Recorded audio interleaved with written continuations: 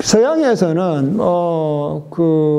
이상한 선생님도, 설명을 하셨겠지만, 서양에서 가장 오래된 건축서는 비트루비우스의 아키텍처라. 그게 우리나라에서 10개의 챕터로 됐다 해서 건축 10서로 번역됐지만, 실제로 그냥 건축이에요. 그게 이제 서양의 최초의 건축서고, 이 건축서가, 저기, 르네상스의 알베르티에까지 16세기, 17까지 모든 건축을 얘기하고 짓고 뭐 실천하는데 그 가장 많이 인용되고 가장 많이 기초를 이룬 것이 이 비트루비우스의 건축이라고 하는 거예요. 이게 서양 건축의 등배를 형성하는 거예요. 그 이후에 이제 조금씩 새로운 수정된 건축에 관한 게 나오지만 여러분 잘 아는 건축은 그 당시 비트루비우스는 알잖아요. 뭐 구조, 기능, 미 이렇게 대학 때 배우잖아요. 그죠? 근데 뭐 베누스타스, 유틸리타스, 포머타스 이렇게 말하는데 여기서 이 베누스타스라고 하는 것은 우리는 미라고 번역되어 있지만 실제 로마 그 당시에 시저 대왕에게 헌정하면서 비트루비우스가 이 미를 통해서 새로운 질서를 만들어 나가서 말하자면 미라고 하는 새로운 감각과 새로운 지각 체계를 만들어서 지배를 하는 도구로 썼던 거예요. 그러니까 일본이 우리나라에 침략했을 때, 우리나라를 강제로 합병을 했을 때, 우리 임금이 사는 거 바로 앞에다가 조선총독부를 딱 세우잖아요. 그죠? 그게 이제 허물어진 거는 뭐 잘못한 일이라고 나는 생각하는데 여전히 다른 방법으로도 그걸 어떻게든 현존시켜야 된다고 제가 몇 번 얘기를 했는데 새로운 미적인 질서, 새로운 미를 통해서 그 식민화된 나라나 식민지에 사는 백성이 소위 말하면 뻑가게 만드는 거야. 너보다 훨씬 더 훌륭한 문명으로 너희들을 지배했다. 그래서 이 문명으로 빨리 따라와라. 이렇게 되는 거예요. 여러분 자세히 아는지 모르겠지만 시인 이상도 우리나라에서는 천재 시인이고 우리나라가 가장 자랑하는 현대 아방그르드 시인입니다.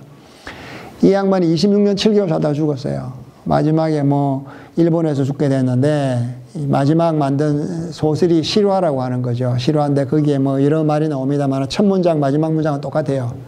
인간은 뭐 비밀이 없는 인간은 돈이 없는 자보다 더 공공한 자외다. 뭐 이렇게 출발해서 마지막도 그렇게 나와요. 근데 이 이상이 왜 일본에 갔느냐 하면 그 당시 모더니즘을 동경했고 모더니즘을 배우고 싶었는데 모더니즘을 일본에 가면 배울 수 있다고 생각했어요. 그리고 일본을 통해서 본격적으로 모더니즘 세계로 진입한다고 생각해서 일본에 죽기 전에 가요.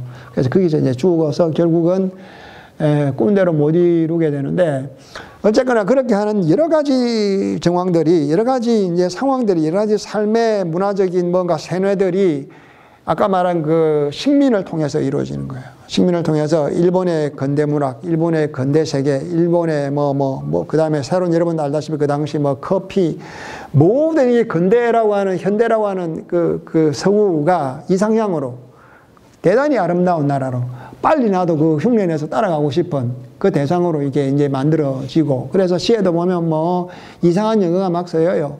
그런데 그 욕망이 여러분들 지금은 없다고 생각하세요? 지금도 우리말에 여러분들이 너무나 충격적으로 옛날에 왜 학생들이 그랬지만 얘기하다가 영어 나오면 뭐라 그러지? 벌주 마시기로 하면 벌주를 너무 많이 마셔서 다 자빠질 정도로 우리말에 영어가 침투했다는 걸 여러분들이 아마 의식할 거예요.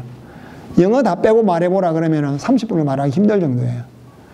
굳이 영어로 안 해도 되는데 영어로 그냥 쓰는 거야. 예를 들면 뭐 내 마누라라든가 내 뭐 안사람이라든지 안해라든지 아내라든지 뭐 여러 가지 말이 많은데 그냥 와이프로 쓰죠. 우리나라 말이 없어서 쓰는 게 아니라 우리나라 말이 뻔히 있어도 영어를 쓰면 뭔가 있어 보이거든. 건축하는 사람들이 영어를 또 더 많이 써. 유학 갔다 오면 더 그런 영향도 있지만 뭔가 영어를 쓰면 똑같은 말인데도 폼나게 들리는 거야. 그게 보이지 않는 그 아까 말한 그 동경과 보이지 않는 사대성과 이런 것들이 식민성이 우리 몸인데 여전히 깃들어 있어요. 그게 이제 여러 가지가 문제를 일으키는데 어쨌거나 이거 건축이라고 하는 문제는 첫 번째는 아까 말한 질서를 만들어주는 것, 그 다음에 건축을 성립시켜주는 존재론적인 조건이 과학과 기술이라고 하는 문제. 이 문제는 반드시 여러분들이 알아야 되고 또 하나는 우선 섣불리 말씀드리면 우리가 늘 침탈당하고 침략당하고 늘 가난하고 늘 뭐 당하고 살고 늘 가난하게 살았어요. 여러분들 지금 뭐 정도전하고 있는데 그 TV를 보면 백성들은 먹을 게 없어. 너무 가난해. 늘 가난하고 늘 힘들고 늘 없이 살았어. 그러다 보니까 여러분들 지금 이제 선비정신이라는 거 배우게 될 텐데 선비정신을 보면 어때요? 초가상간에 앉아서 그 안빈낙도하는 거야. 가난을 오히려 최상으로 여기고 그래서 우리 건축계 대통령이라고 제가 칭하는 성효상 선생도 빈자의 미학 뭐 이래서 빈자의 미학으로 이렇게 없음의 미학 뭐 빈자의 미학에서 이렇게 하잖아요. 이게 너무나 오랫동안 가난해서 너무나 먹을 것이 많은데도 가난한 걸 택한 게 아니잖아. 우리의 숙명이에요, 숙명. 그러다 보니까 아까 말했듯이 공항에서 딱 내리면 차가 까만색 흰색밖에 없는 거지. 말하자면 우리 마음속에 사유와 감정과 감성 속에 다채로움과 풍요로움을 우리 스스로 억압당하고 거세당해요. 거세당했다고 보면 맞아요. 이게 없으면 건축은 없어요. 그 엄청난 건축을 가로막는 장벽이 첫 번째는 건축에 관한 그 잉여 욕망이 없다는 거. 잉여 욕망이라는 걸 말씀드릴 텐데 이 잉여 욕망이 바로 건축입니다. 그래서 제가 늘 얘기하듯이 옷과 패션의 차이가 뭐예요? 음식과 요리의 차이가 뭐예요? 집과 건축의 차이가 뭐냐 이게 건설과 건물과 건축의 차이가 우리가 이제 소위 말해서 먹고 자고 살고 하는 것이 아니라 그것을 넘어서 있는 잉여분에 관한 여러분들 사랑이란 말도 마찬가지예요. 사랑이 뭐예요? 물어보면 사랑이 뭔지를 완벽하게 설명할 수 있는 사람은 지구상에 아무도 없어.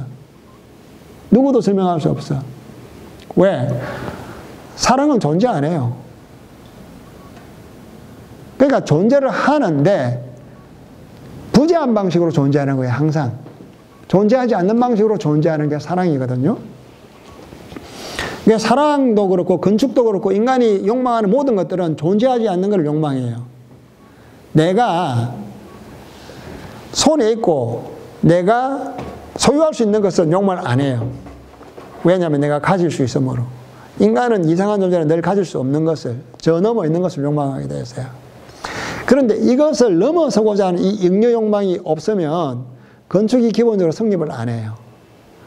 그러니까 우리의 문제는 이 잉여 욕망을 어떻게 다룰 것이며 잉여 욕망을 어떻게 생산할 것이냐의 문제와 굉장히 직결돼서 우리 건축의 문제는. 또 하나는 아까 말했듯이 이 잉여 욕망이 있을 때 김연아의 쇼트트랙을 얘기한 것은 피겨 스케이팅을 얘기한 것은 이 잉여 욕망을 얼마나 체계화시키느냐의 문제예요. 우리나라 해금은 아까 말했듯이 음계가 정확 안 하기 때문에 오늘날 전 세계 팝의 음악을 지배한 기타와 피아노처럼 모든 음악을 정확하고 세분하고 그렇게 해서 감정을 다스릴 수 있는 기계로 만들 수가 없어. 그러니까 비트루비우스는 건축을 세 파트로 말하는데 건축은 건물과 기계와 해식에 나와. 그 얘기는 뭐냐면 건축은 기계, 정확한 기계, 머신이라고 그러죠. 여러분들이 들루저 철학을 들었는지 모르겠는데 기계적인 성분을 건축에서 빼면 건축이 성립 안 해요. 예를 들어서 이거예요. 내가 사랑한다라고 할 때, 아니 우선 이 얘기를 해봅시다. 뭐 건축 교수들, 건축가들 뭐 이런 사람들을 설문해서 우리나라 최고의 건물이 우리나라 지금까지 지어진 건물 중에서 최고의 현대 건축물이 뭡니까 해서 1등이 뭐예요? 공간사학위에, 그죠? 2등은 프랑스 대성안이거든. 김중업 선생의. 1등은 김수건 선생의 공간사학위라고. 그런데 공간사학위 왜 그토록 최고의 작품인지를 따져 물은 적이 한 번도 없어요. 왜 프랑스 대성안이 걸작인지를 따져 물은 적이 한 번도 없어요. 그러니까 논리적으로 치열하게 파고든 적이 한 번도 없어요. 왜 그런지 까닭을 물은 적이 없어. 그렇다 그러면 그런 줄 알아. 그러니까 이것이 우리나라 건축을 성립시키는데 치명적인 문제예요. 아까 말한 두 가지, 하나는 욕망의 문제가 있다면 하나는 그 치열성, 정합성, 기계성. 이 기계적인 것이 없으면 건축은 성립할 수가 없어요. 우리는 이 두 개의 욕망과 이 두 개의 그 양쪽의 힘들을, 벡터들을 끄집어내지 않으면 건축을 할 수가 없어요. 앞으로도 마찬가지고 지금도 마찬가지인데.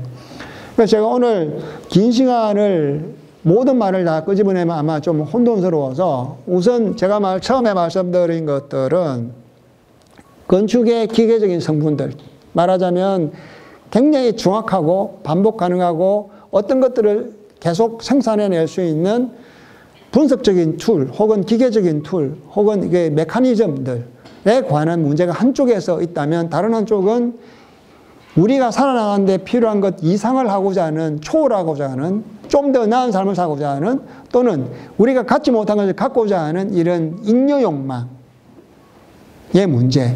이 두 개가 여러분들 또는 우리 사회에 없다면 우리나라에 여전히 건축이 없어요. 그 전에 지금까지 건축이 없었던 것과 상관없이 앞으로도 건축을 성립시키고 여러분들이 건축가로서 작업해내는데 가장 중요한 것은 이 두 가지 성분이에요.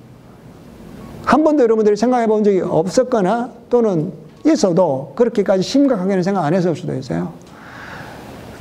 그래서 건축을 이루는 성분이 도대체 뭔지를 지금 말하는 건축이라고 하는 것은 아까 말씀드린 우리가 잘못 받아들이고 뭐 이런 우리의 과거의 이상한 역사를 지녀서 식문화된 개념 뭐 여러 가지 뭐 해서 혼탁스러운 개념으로 넘어왔다.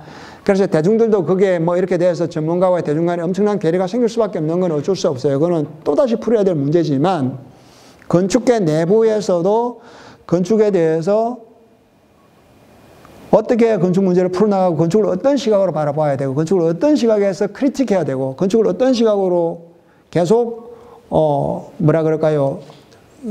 그거를 추구해 나가야 될 것인지 나는 건축 공부를 어떤 식으로 해 나가야 될 것인지에 관한 글개 같은 이런 그림이 우리에게 안 주어져 있었기 때문에 선배들도 들려준 적이 없었기 때문에 우리는 늘 하면 된다고 생각했던 문제예요. 그리고 이 문제 아까 말했듯이 한국 전통 아름다움, 한국 전통 미학이라고 하는 개념이 상당히 건축을 못하게 만드는데 큰 방해를 하고 있어요.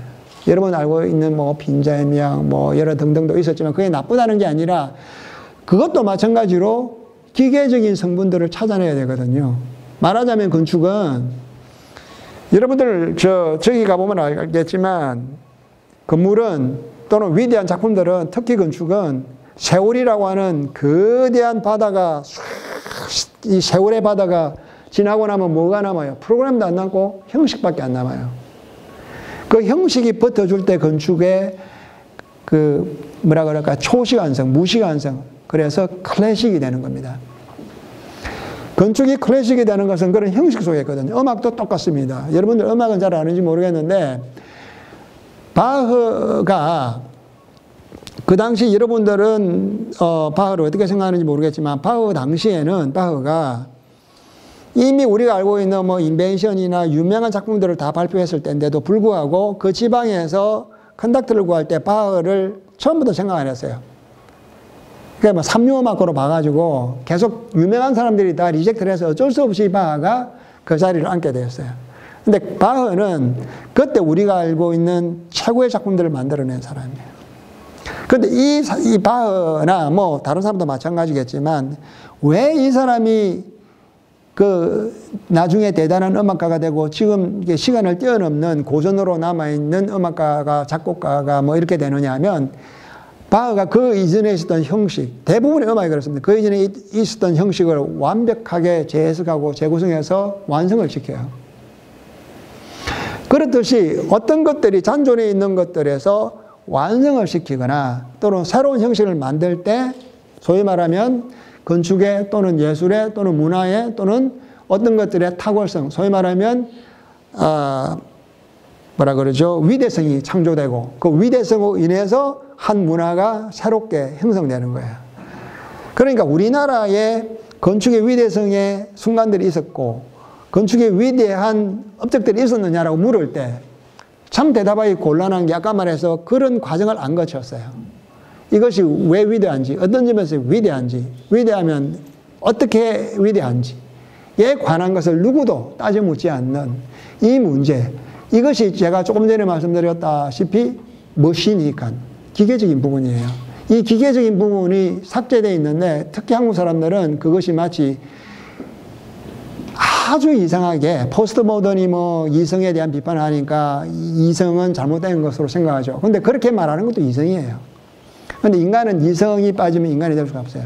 근데 이성을 그렇게 알게 모르게 묵시적으로 그 비판의 대상으로 삼고 문제로 삼는 것, 이것이 더더욱 더 큰 문제예요. 그러니까 여러분들은 건축은 특별히 더 음악하고 또 달리 감정이든 감성이든 뭐 그 구조든 뭐 공간이든 평면이 뭐든 굉장히 기계적인 측면이 건축의 핵심을 이룬다라고 하는 걸 아셔야 돼요. 그런데 뭐 감정에 취해가지고 뭐 음악은 작곡할 수 있겠지만 건축은 할 수가 없어요. 건축은 엄정하게 프로그램이든 주어진 조건이든 뭐 주어진 뭐 환경이든 이런 전체를 조정하면서 그 안에 하나의 질서를 발견해내는 일과 관계되는 거거든요. 근데 이 질서가 발견되는 것은 여러분들은 옛날에는 뭐 이런 적도 많아요. 그래, 건축가는 철학을 잘못하니까 요즘에는 뭐 이상한 뭐 유행에 빠진 용어로 인문학 그런데 뛰어난 사람하고 같이 하면 되지 않겠느냐 천만에요. 왜 안 되느냐 하면 그 안에서 통합된 한 인격이 안 되면 흡수할 수가 없어. 이쪽 얘기는 이쪽으로 넘어올 수 없고 이쪽 얘기는 이쪽으로 넘어갈 수 없어요. 말하자면 번역이라고 하는 것은 여러분 번역이라는 걸 아는지 모르겠지만 번역하는 사람은 이쪽 언어와 이쪽 언어 두 개 정통해 있어야 돼요. 그래야 번역이 돼요. 이건 굉장히 잘하는데 이게 잘못하면 번역이 안 돼. 두 개 다 정통해야 번역이 되듯이 두 개가 한 인격체로 들어와야 돼요. 그러니까 아까 말한 기계적인 성분이 기계적인 것으로만 멈추면 안 되고 기계적인 성분과 잉여 욕망이 한 인격 속에 돌아야만 건축가가 되고 건축을 해낼 수 있는 거예요. 대체적으로 오늘 다음 주간에 또 얘기를 하겠지만 오늘은 건축에 우리가 가지고 있었던 문제점들을 간략하게 훑어보고 제가 제 생각나는 대로 이것저것 주섬주섬 여러분들에게 들려줬는데 혹시 여러분들 조금 후에 한 5분 브레이크하고 질문이 있으시면 지금도 마찬가지 뭐 그 사이에 질문 안 하시니까 저 혼자 떠들었는데 질문하실 거 있으면 질문하시면 될 것 같아요.